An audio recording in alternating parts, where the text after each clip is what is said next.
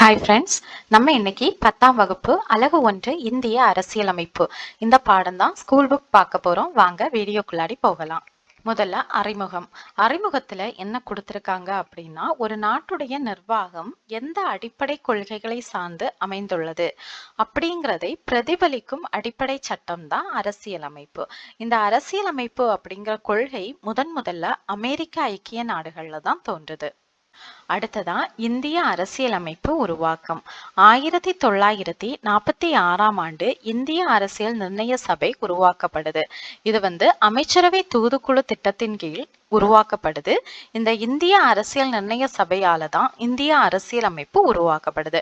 இந்த அரசியல் நிர்ணய சபையில மொத்தம் 389 உறுப்பினர்கள் இடம்பெற்றிருந்தாங்க.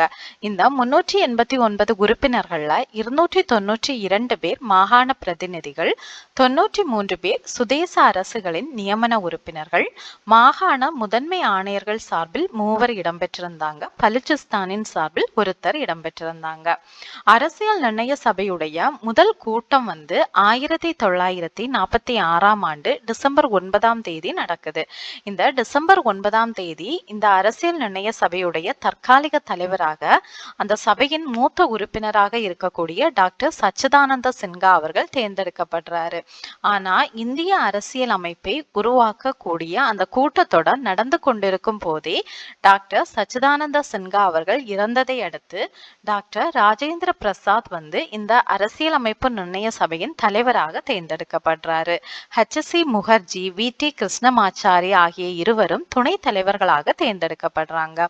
இந்த கூட்டத்தொடர் 11 அமர்வுகளாக மொத்தம் 166 நாட்கள் நடைபெறுது. இந்த கூட்டத்தின் போது 2473 திருத்தங்கள் முன்வைக்கப்பட்டிருக்கு. அவற்றுள் சில திருத்தங்கள் ஏற்கவும் பட்டிருக்கு. இந்திய அரசியலமைப்பு சட்ட வரைவுக்குழு தலைவராக டாக்டர் BR அம்பேத்கர் அவர்கள் தேர்ந்தெடுக்கப்பட்டிருக்காரு. டாக்டர் BR அம்பேத்கருடைய தலைமையின் கீழ் தான் இந்திய அரசியலமைப்பு சட்டம் உருவாக்கப்பட்டிருக்கு. அதனால டாக்டர் BR அம்பேத்கர் அவர்களை இந்திய அரசியலமைப்பின் தந்தை அப்படின்னு நம்ம அழைக்கிறோம். இந்திய அரசியலமைப்பு சட்டம் எழுதப்பட்ட பிறகு பொதுமக்கள், பத்திரிகைகள், மாகாண சட்டமன்றங்கள்னு பலரால் விவாதிக்கப்பட்டிருக்கு. இறுதியாக நம்மளுடைய இந்திய அரசியலமைப்பு ஒரு முகவுரை, 22 பாகங்கள், 395 சட்டப்பிரிவுகள், 8 அட்டவணைகளை கொண்டு 1949ஆம் ஆண்டு நவம்பர் 26ஆம் தேதி ஏற்றுக்கொள்ளப்பட்டுச்சாம். இனி இந்திய அரசியல் அமைப்பு எப்போ நடைமுறைக்கு வந்துச்சுன்னா 1950ஆம் ஆண்டு ஜனவரி 26ஆம் தேதி நடைமுறைக்கு வந்திருக்கு. இந்திய அரசியல் அமைப்பு சட்டம் நடைமுறைக்கு வந்த நாளான ஜனவரி 26ஆம் தேதியே தான் நம்ம ஒவ்வொரு ஆண்டும் இந்திய குடியரசு தினமாக கொண்டாடிட்டு வரோம். இனி நம்மளோட இந்திய அரசியலமைப்பு சட்டம் பிரேம் பெஹாரி நரேன் ரைஜடா அப்படிங்கிறவர்னால இத்தாலிய பாணியில் அவரது கைப்பட எழுதப்பட்டுச்சாம். இந்திய அரசியலமைப்பு சட்டத்தின் சிறப்பு கூறுகள் எதெல்லாம்னா, உலகில் எழுதப்பட்ட அனைத்து அரசியலமைப்புகளை விடவும் மிகவும் நீளமான அரசியலமைப்பு தான் இந்திய அரசியலமைப்பு. இதனுடைய பெரும்பாலான கருத்துக்கள் பல்வேறு நாடுகளுடைய அரசியலமைப்புகள்ல இருந்து பெறப்பட்டவையாம். இது நெகிழாத்தன்மை கொண்டதாகவும் நெகிழும் தன்மை கொண்டதாகவும் இருக்கு. கூட்டாட்சி முறை அரசாங்கத்தை ஏற்படுத்துது. இந்தியாவை சமய சார்பற்ற நாடாக்குது. சுதந்திரமான நீதித்துறையை வழங்குது. உலகளாவிய வயது வந்தோர் வாக்குரிமையை அறிமுகப்படுத்தியதோடு 18 வயது நிரம்பிய அனைத்து குடிமக்களுக்கும் எந்தவித பாகுபாடுமின்றி வாக்குரிமையை நம்மளுடைய இந்திய அரசியலமைப்பு வழங்குது. அடுத்தது, நம்மளுடைய இந்திய அரசியல் அமைப்பில் ஒரு முகவுரை இருக்கு அப்படின்னு பார்த்தோம் இல்லையா? முகவுரை, அதாவது பிரியாம்பிள். முகவுரை அப்படிங்கிறது அரசியல் அமைப்பிற்கு அறிமுகம் அல்லது முன்னுரை அப்படிங்கிறத குறிக்குது. இது அரசியல் அமைப்புடைய அடிப்படை கொள்கைகள், நோக்கங்கள், லட்சியங்களை உள்ளடக்கியதா இருக்குது. இது அரசியல் அமைப்பின் திறவுகோல் அப்படின்னு சொல்லிட்டு நம்ம முகவுரையை அழைக்கிறோம். 1947ஆம் ஆண்டு ஜனவரி 22ஆம் தேதி இந்திய அரசியல் நிர்ணய சபையால் ஏற்றுக்கொள்ளப்பட்டதுதான் குறிக்கோள் தீர்மானம். இந்த குறிக்கோள் தீர்மானத்தின் அடிப்படையில் தான் நம்மளுடைய முகவுரை அமைந்துள்ளது. இந்த குறிக்கோள் தீர்மானத்தை முன்மொழிந்தது யாரு அப்படின்னா ஜவஹர்லால் நேரு அவர்கள் தான் இந்த குறிக்கோள் தீர்மானத்தை முன்மொழிந்திருப்பாரு. நம்முடைய முகவுரை இதுவரைக்கும் ஒரே ஒரு முறைதான் திருத்தப்பட்டுள்ளது. எப்போன்னா 1976ஆம் ஆண்டு 42வது அரசியலமைப்பு சட்ட திருத்தத்தின்படி திருத்தப்பட்டிருக்கு. அதன்படி சமதர்மம், சமய சார்பின்மை, ஒருமைப்பாடுங்கிற 3 புதிய சொற்கள் சேர்க்கப்பட்டிருக்கு. நம்மளுடைய முகவுரை இந்திய மக்களாகிய நாம் அப்படிங்கிற சொற்களுடன் தொடங்குது. இதுல இருந்து இந்திய மக்கள் தான் இந்திய அரசியல் அமைப்பின் ஆதாரம் அப்படிங்கிறத நம்ம புரிஞ்சுக்கலாம். நம்மளுடைய முகவுரை இந்தியா ஒரு இறையாண்மை மிக்க சமதர்ம சமய சார்பற்ற ஜனநாயக குடியரசு அப்படின்னு கூறுது. இந்திய குடிமக்கள் எல்லாருக்கும் சமூக, பொருளாதார, அரசியல் நீதின்னு அனைத்திலும் பாதுகாப்பு வழங்குவதுதான் இதுடைய நோக்கமாக இருக்குது. 1789ஆம் ஆண்டு பிரெஞ்சு புரட்சியின் போதுதான் சுதந்திரம், சமத்துவம், சகோதர தத்துவம் ஆகியன முக்கிய முழக்கங்களாக இருந்துச்சு. இந்திய அரசியலமைப்பின் முகவுரையில இந்த சுதந்திரம், சமத்துவம், சகோதர தத்துவம் இந்த முழக்கங்களுக்கு முக்கியத்துவம் தரப்பட்டிருக்கு. அடுத்தது குடியுரிமை. சிட்டிசன் அப்படிங்கிற சொல் சிவிஸ் அப்படிங்கிற லத்தீன் சொல்ல இருந்து பெறப்பட்டுச்சு. இந்த சிவிஸ் அப்படிங்கிறதுக்கு நகர அரசில் வசிப்பவர் அப்படிங்கிறது பொருளாம். நம்மளுடைய இந்திய அரசியலமைப்பு இந்தியா முழுவதற்கும் ஒற்றை குடியுரிமையை வழங்குது. இந்த குடியுரிமை நம்மளுடைய அரசியலமைப்பின் பகுதி 2 சட்டப்பிரிவு 5ல இருந்து 11 வரைக்கும் குடியுரிமையை பற்றி விளக்குவதாக இருக்குது. நம்மளுடைய இந்திய அரசியலமைப்பு சட்டம் நடைமுறைக்கு வந்த பிறகு 1955ஆம் ஆண்டு இயற்றப்பட்டதுதான் குடியுரிமை சட்டம். இந்த குடியுரிமை சட்டத்துல குடியுரிமை பெறுதல், குடியுரிமை இழத்தல் பற்றி இது கூறுது. இந்த குடியுரிமை சட்டம் அரசியலமைப்பு சட்ட திருத்தத்தால் 9 முறை திருத்தப்பட்டிருக்கா. முதல்ல குடியுரிமை பெறுதல். மொத்தம் 5 வழிகள்ல குடியுரிமை நம்மளால பெற முடியும். அது எதெல்லாம் பார்க்கலாம். முதல்ல பிறப்பின் மூலம். 1950ஆம் ஆண்டு ஜனவரி 26ஆம் தேதி, அதாவது நம்மளுடைய இந்திய அரசியலமைப்பு சட்டம் நடைமுறைப்படுத்தப்பட்ட நாள் தான் 1950 ஜனவரி 26. அன்றைக்கோ இல்லைன்னா அதற்கு பின்னரோ இந்தியாவில் பிறந்த அனைவருமே இந்திய குடிமக்களாக கருதப்படுவர் அப்படிங்கிறது தான் இதுல சொல்லியிருக்காங்க. அப்ப பிறப்பின் மூலம் அப்படின்னா என்னது? இந்தியாவில் பிறந்த அனைவரும் இந்திய குடிமக்களாக கருதப்படுவர். 2வது வம்சாவளி மூலம். 1950ஆம் ஆண்டு ஜனவரி 26 அன்றைக்கோ அல்லது அதற்கு பிறகோ வெளிநாட்டுல பிறந்த ஒருவருடைய தந்தை இந்திய குடிமகனாக இருக்கக்கூடிய சூழ்நிலையில் வெளிநாட்டில் பிறந்த அவர் வம்சாவளி மூலம் இந்திய குடியுரிமையை பெற முடியும் அப்படின்னு சொல்லியிருக்காங்க. 3வது பதிவின் மூலம். அதாவது ஒருவர் இந்திய குடியுரிமை வேண்டி பொருத்தமான அங்கீகாரத்துடன் பதிவு செய்வதன் மூலம் அவரால் இந்திய குடியுரிமை பெற முடியும். 4வது இயல்புரிமை மூலம். ஒரு வெளிநாட்டவர் இந்திய அரசிற்கு இயல்புரிமை கூறி விண்ணப்பிப்பதன் மூலம் இந்திய குடியுரிமையை பெறலாம் அப்படின்னு சொல்லியிருக்காங்க. 5வது பிரதேச இணைவின் மூலம். அதாவது பிற நாடுகள் இல்லைன்னா பிற பகுதிகள் இந்தியாவுடன் இணையும் போது இந்திய அரசு அந்த இணையக்கூடிய நாடுகளுடைய மக்களை தங்களுடைய குடிமக்களாக கருதி அவர்களுக்கு குடியுரிமை வழங்கலாம் அப்படின்னு சொல்லியிருக்கு. அடுத்தது குடியுரிமையை இழத்தல். 3 வழிகள்ல ஒருவர் குடியுரிமையை இழக்க முடியும். முதல்ல என்னன்னா, ஒரு குடிமகன் அவராக முன்வந்து தன்னுடைய குடியுரிமையை துரத்தல். 2வது அவர் இன்னொரு நாட்டில் குடியுரிமை பெறும்போது தாமாகவே இந்திய குடியுரிமை முடிவுக்கு வருதல். 3வது என்னன்னா, இயல்புரிமையின் மூலம் ஒருவர் குடியுரிமை பெற்றார்னா மோசடி செய்து குடியுரிமை பெற்றவர், தவறான பிரதிநிதித்துவம் தந்தவர், அல்லது உண்மைகளை மறைத்தவர், அல்லது எதிரி நாட்டுடன் வாணிகம் செய்தவர், அல்லது 2 ஆண்டு காலத்திற்கு சிறை தண்டனை பெற்றவர் அப்படிங்கிறதை நம்மளுடைய நடுவண் அரசு கண்டறிந்து அவர் குற்றம் புரிந்தவர் தான் அப்படின்னு திருப்திப்படும் பட்சத்தில் நடுவண் அரசு அவருடைய குடியுரிமையை இழக்க செய்யும். அடுத்ததா அடிப்படை உரிமைகள். இந்திய அரசியலமைப்பு பகுதி 3 சட்டப்பிரிவு 12ல இருந்து 35 வரைக்கும் அடிப்படை உரிமைகள் பற்றி கூறுது. இந்த அடிப்படை உரிமைகளை நம்ம அமெரிக்க ஐக்கிய நாடுகளின் அரசமைப்புல இருக்கக்கூடிய அடிப்படை உரிமைகளின் தாக்கத்தால தான் இதை உருவாக்கி இருப்பாங்க. முதல்ல இந்திய அரசியலமைப்புல 7 அடிப்படை உரிமைகள் இருந்துச்சு. ஆனா தற்போது 6 அடிப்படை உரிமைகள் மட்டும்தான் இருக்கு. இந்திய அரசியலமைப்பின் பகுதி 3, அதாவது இந்த அடிப்படை உரிமைகள் இந்தியாவின் மகா சாசனம் அப்படின்னு அழைக்கப்படுது. இந்தியாவில் வசிக்கக்கூடிய அனைத்து மக்களுக்கும் அடிப்படை உரிமைகள் பொதுவானது. ஆனா இந்திய குடிமக்களுக்கு மட்டுமே ஆன சில அடிப்படை உரிமைகளும் இருக்கு. இனி சட்டப்பிரிவு 32. இந்த சட்டப்பிரிவு 32 என்ன சொல்லுதுன்னா, அரசியல் அமைப்புக்குட்பட்டு தீர்வு காணும் உரிமையை பற்றி சொல்லுது. இதுலதான் நீதி பேராணை வரும். அதாவது நீதிமன்ற முத்திரையுடன் நீதிமன்றத்தால் வெளியிடப்படும் கட்டளை அல்லது ஆணைதான் நீதி பேராணை. இது சில சட்டங்களை நிறைவேற்றாமல் தடை செய்யறதுக்கு நீதிமன்றத்தால் வெளியிடப்படக்கூடிய ஆணைதான் இந்த நீதி பேராணை. இந்த நீதி பேராணையை உச்ச நீதிமன்றம், உயர் நீதிமன்றம் இரண்டும் தான் நீதி பேராணைகளை வெளியிட அதிகாரம் பெற்றிருக்கு.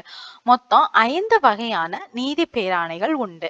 இது போன்ற ஆணைகளை வெளியிட்டு மக்களுடைய உரிமைகளை காப்பதனால உச்ச நீதிமன்றம் அரசியலமைப்பின் பாதுகாவலன் அப்படின்னு அழைக்கப்படுது. Doctor B.R. அம்பேத்கர் என்ன சொல்றாருன்னா, இந்த அரசியலமைப்பு சட்டப்பிரிவு 32 இந்திய அரசியலமைப்பின் இதயம் மற்றும் ஆன்மா அப்படின்னு சொல்றாரு. இனி 5 வகையான நீதி பேராணைகள் இதெல்லாம் அப்படின்னு பார்க்கலாம். முதல்ல ஆட்கொணர்வு நீதி பேராணை. இது சட்டத்திற்கு புறம்பாக ஒருவர் கைது செய்யப்படுவதிலிருந்து பாதுகாக்குது. 2வது கட்டளையுறுத்தும் நீதி பேராணை. அதாவது ஒரு மனுதாரர் சட்ட உதவியுடன் அவருடைய மனு தொடர்பான பணியினை அந்த சம்பந்தப்பட்ட துறையில் இருந்து நிறைவேற்றி கொள்ள முடியும்.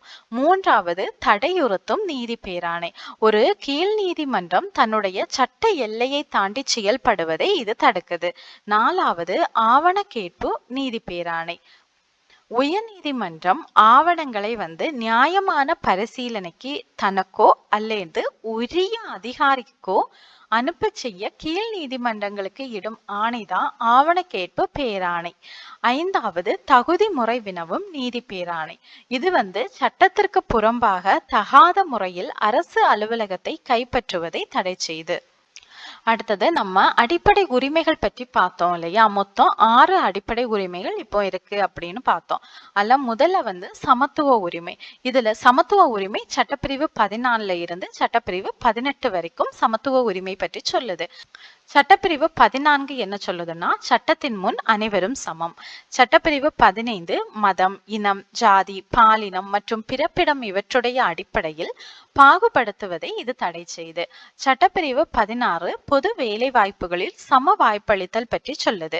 சட்டப்பிரிவு 17 தீண்டாமையை ஒழித்தல் பற்றி கூறுது. சட்டப்பிரிவு 18 இராணுவ மற்றும் கல்விசார் பட்டங்களை தவிர மற்ற பட்டங்களை நீக்குதல் பற்றி சொல்லுது. அடுத்தது 2வது அடிப்படை உரிமை சுதந்திர உரிமை. இது சட்டப்பிரிவு 19ல இருந்து 22 வரைக்கும் சுதந்திர உரிமையை பற்றி சொல்லுது. சட்டப்பிரிவு 19 பேச்சுரிமை, கருத்து தெரிவிக்கும் உரிமை, அமைதியான முறையில் கூட்டம் கூடுவதற்கு உரிமை, சங்கங்கள் அமைப்புகள் தொடங்க உரிமை, இந்திய நாட்டிற்குள் விரும்பிய இடத்தில் வசிக்கும் மற்றும் தொழில் செய்யும் உரிமை பற்றி சொல்லுது. சட்டப்பிரிவு 20 குற்றஞ்சாட்டப்பட்ட நபர்களுக்கான உரிமை மற்றும் தண்டனைகளில் இருந்து பாதுகாப்பு பெறும் உரிமை பற்றி சொல்லுது. அடுத்தது சட்டப்பிரிவு 21 வாழ்க்கை மற்றும் தனிப்பட்ட சுதந்திரத்திற்கு பாதுகாப்பு பெறும் உரிமை பற்றி சொல்லுது. சட்டப்பிரிவு 21A தொடக்க கல்வி பெறும் உரிமை பற்றி சொல்லுது. சட்டப்பிரிவு 22 சில வழக்குகளில் கைது செய்து தடுப்பு காவலில் வைப்பதற்கெதிரான பாதுகாப்பு உரிமை பற்றி சொல்லுது. அடுத்தது அடிப்படை உரிமையில 3வது உரிமை சுரண்டலுக்கு எதிரான உரிமை. இதுல 2 சட்டப்பிரிவுகள் இருக்கு. சட்டப்பிரிவு 23, சட்டப்பிரிவு 24. இல்ல சட்டப்பிரிவு 23 கட்டாய வேலை, கொத்தடிமை முறை மற்றும் மனித தன்மையற்ற வியாபாரத்தை தடுத்தல் பற்றி சொல்லுது. சட்டப்பிரிவு 24 தொழிற்சாலைகள் மற்றும் ஆபத்தான இடங்களில் குழந்தை தொழிலாளர் முறையை தடுத்தல் பற்றி சொல்லுது. அடுத்தது அடிப்படை உரிமையில 4வது உரிமை சமய சார்பு உரிமை. இது சட்டப்பிரிவு 25ல இருந்து சட்டப்பிரிவு 28 வரைக்கும் சொல்லுது. சட்டப்பிரிவு 25 என்னன்னா, எந்த ஒரு சமயத்தினை ஏற்கவும் பின்பற்றவும் பரப்பவும் உரிமை உண்டு. சட்டப்பிரிவு 26 வந்து சமய விவகாரங்களை நிர்வகிக்கும் உரிமை பற்றி சொல்லுது. சட்டப்பிரிவு 27 எந்த ஒரு மதத்தையும் பரப்புவதற்காக வரி செலுத்துவதற்கெதிரான சுதந்திரம் பற்றி சொல்லுதான் சட்டப்பிரிவு 27. சட்டப்பிரிவு 28 மதம் சார்ந்த கல்வி நிறுவனங்களில் நடைபெறும் வழிபாடு மற்றும் அறிவுரை நிகழ்வுகளில் கலந்து கொள்ளாமல் இருக்க உரிமை பற்றி சொல்லுது. அடுத்தது அடிப்படை உரிமைகள்ல 5வது உரிமை தான் கல்வி கலாச்சார உரிமை. இதுல சட்டப்பிரிவு 29 சட்டப்பிரிவு 30 வரும். இதுல சட்டப்பிரிவு 29 வந்து சிறுபான்மையினரின் எழுத்து மொழி மற்றும் கலாச்சார பாதுகாப்பு பற்றி சொல்லுது. சட்டப்பிரிவு 30 சிறுபான்மையினரின் கல்வி நிறுவனங்களை நிறுவி நிர்வகிக்கும் உரிமையை பற்றி சொல்லுது. அடுத்தது அடிப்படை உரிமைகள்ல 6வது உரிமை தான் அரசியலமைப்புக்குட்பட்டு தீர்வு காணும் உரிமை. இது சட்டப்பிரிவு 32. நம்ம இதை வந்து ஏற்கனவே பார்த்தோம். இது வந்து தனிப்பட்டவரின் அடிப்படை உரிமைகள் பாதிக்கப்படும் போது நீதிமன்றத்தை அணுகி உரிமையை பெறுதல் பற்றி இது சொல்லுது. நம்ம அடிப்படை உரிமைகள் பார்க்கும்போது மொத்தம் வந்து முதல்ல 7 அடிப்படை உரிமைகள் இருந்துச்சுன்னு பார்த்தோம் இல்லையா? அந்த 7வது அடிப்படை உரிமை என்னன்னா சொத்துரிமை. சரியா? இது வந்து சட்டப்பிரிவு 31ல இருந்திருக்கும். 1978ஆம் ஆண்டு 44வது அரசியலமைப்பு சட்ட திருத்தத்தின்படி இந்த சொத்துரிமை வந்து அடிப்படை உரிமைகள் பட்டியல்ல இருந்து நீக்கப்பட்டுச்சாம். இது இப்போ இந்திய அரசியலமைப்பு சட்டம் பகுதி 12 பிரிவு 300A கீழ் ஒரு சட்ட உரிமையாக வைக்கப்பட்டிருக்கு. அடுத்தது அடிப்படை உரிமைகளை நிறுத்தி வைத்தல். சட்டப்பிரிவு 352 தேசிய அவசர நிலை பற்றி சொல்லுது. நம்ம குடியரசுத் தலைவரால் தேசிய அவசர நிலை அறிவிக்கப்படும் பொழுது இந்திய அரசியலமைப்பு சட்டப்பிரிவு 19 கீழ் உத்தரவாதம் அளிக்கப்பட்ட சுதந்திரம் தாமாகவே நிறுத்தப்படுது. இந்திய அரசியலமைப்பு சட்டப்பிரிவு 19 என்ன சொல்லுன்னா சுதந்திர உரிமையை பற்றி சொல்லுது. சரியா? இது வந்து தாமாகவே நிறுத்தப்படுது. மற்ற அடிப்படை உரிமைகளையுமே குடியரசுத் தலைவர் வந்து சில குறிப்பிட்ட ஆணைகளை பிறப்பிப்பதன் மூலம் தடை செய்யலாம். குடியரசுத் தலைவரின் இந்த ஆணைகள் வந்து நாடாளுமன்றத்தால் கட்டாயம் அங்கீகரிக்கப்பட வேண்டும் அப்படின்னு சொல்லியிருக்காங்க. அடுத்தது அரசு நெறிமுறையுறுத்தும் கோட்பாடுகள். இது வந்து இந்திய அரசியலமைப்பு சட்டத்துல பகுதி 4 சட்டப்பிரிவு 36ல இருந்து 51 வரைக்கும் அரசு நெறிமுறைப்படுத்தும் கோட்பாடுகள் இருக்கு. இந்த அரசு நெறிமுறையுறுத்தும் கோட்பாடுகளை பொருளடக்கம் வழிகாட்டுதல் அடிப்படையில 3 பிரிவுகளாக பிரிச்சிருக்காங்க. என்னன்னா சமதர்ம காந்திய மற்றும் தாராள அறிவு சார்ந்தவை அப்படின்னு பிரிக்கப்பட்டிருக்கு. இந்த கொள்கைகள் வந்து நீதிமன்றத்தால் வலுக்கட்டாயமாக செயற்படுத்த முடியாது. ஆனா இது வந்து ஒரு நாட்டினை நிர்வகிக்க அவசியமானவை. சமுதாய நலனை மக்களுக்கு தருவதுதான் இதனுடைய நோக்கமாக இருக்கு. இந்திய அரசியலமைப்பின் புதுமையான சிறப்பம்சம் அப்படின்னு டாக்டர் BR அம்பேத்கர் வந்து இத சொல்றாரு. அடுத்தது அடிப்படை உரிமைகளுக்கும் அரசு நெறிமுறையுறுத்தும் கோட்பாடுகளுக்கும் இடையேயான வேறுபாடுகள் பார்த்தோம்னா, அடிப்படை உரிமைகள் வந்து அமெரிக்க ஐக்கிய நாடுகளின் அரசமைப்பில இருந்து எடுக்கப்பட்டது. அரசு நெறிமுறையுறுத்தும் கோட்பாடுகள் அயர்லாந்து நாட்டுடைய அரசமைப்பில இருந்து எடுக்கப்பட்டுச்சு. இந்த அடிப்படை உரிமைகளை அரசாங்கத்தால் கூட சுருக்கவோ நீக்கவோ முடியாது. ஆனா அரசு நெறிமுறையுறுத்தும் கோட்பாடுகள் அரசுக்கு கொடுக்கக்கூடிய வெறும் அறிவுறுத்தல்களாக இருக்குது. அடிப்படை உரிமைகள் நீதிமன்ற சட்டத்தால் செயற்படுத்தப்பட முடியும். ஆனா இந்த அரசு நெறிமுறையுறுத்தும் கோட்பாடுகளை எந்த நீதிமன்றத்தாலும் கட்டாயப்படுத்த முடியாது. இனி அடிப்படை உரிமைகள் வந்து சட்ட ஒப்புதலை பெற்றவையாக இருக்கு. அரசு நெறிமுறையுறுத்தும் கோட்பாடுகள் தார்மீக மற்றும் அரசியல் ஒப்புதலை பெற்றவையாக இருக்கு. அடுத்தது அடிப்படை உரிமைகள் வந்து நாட்டுடைய அரசியல் ஜனநாயகத்தை வலுப்படுத்துவதா இருக்கு. ஆனா அரசு நெறிமுறைப்படுத்தும் கோட்பாடுகளை நம்ம செயற்படுத்தும் பொழுது ஒரு சமுதாய பொருளாதார ஜனநாயகம் உறுதியாகுது அப்படின்னு சொல்லலாம். அடுத்தது 2002ஆம் ஆண்டு 86வது அரசியலமைப்பு சட்ட திருத்தத்தின்படி சட்டப்பிரிவு 45 திருத்தப்பட்டு சட்டப்பிரிவு 21A இன் கீழ் தொடக்க கல்வி அடிப்படை உரிமையாக சேர்க்கப்பட்டிருக்கு. இது மாநில அரசுகள் முன்பருவ மழலையர் கல்வியை 6 வயது வரையுள்ள குழந்தைகளுக்கு வழங்குறதுக்கு அறிவுறுத்துது. அடுத்தது அடிப்படை கடமைகள். அடிப்படை கடமைகள் முன்னாள் சோவியத் யூனியன் அதாவது ரஷ்யா அரசியல் அமைப்பின் தாக்கத்தால் சேர்க்கப்பட்டது. 1976ஆம் ஆண்டு அமைக்கப்பட்டதுதான் சர்தார் ஸ்வரன் சிங் கமிட்டி. இந்த ஸ்வரன் சிங் கமிட்டி அரசியல் அமைப்பு சட்ட திருத்தம் செய்ய பரிந்துரைத்திருக்கும். அதன்படி 1976ஆம் ஆண்டு 42வது அரசியல் அமைப்பு சட்ட திருத்தத்தின்படி சேர்க்கப்பட்டதுதான் இந்த அடிப்படை கடமைகள். இந்த 42வது சட்ட திருத்தம் அரசியல் அமைப்பின் பகுதி 4A அப்படிங்கிற ஒரு புதிய பகுதியை சேர்த்திருக்கும்.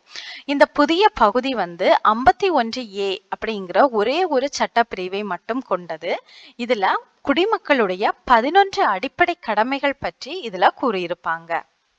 அது எதெல்லாம்னா ஃபர்ஸ்ட் ஒவ்வொரு இந்திய குடிமகனும் அரசியல் அமைப்பு, அதன் கொள்கைகள், நிறுவனங்கள், தேசிய கொடி மற்றும் தேசிய கீதம் ஆகியவற்றை மதித்தல்.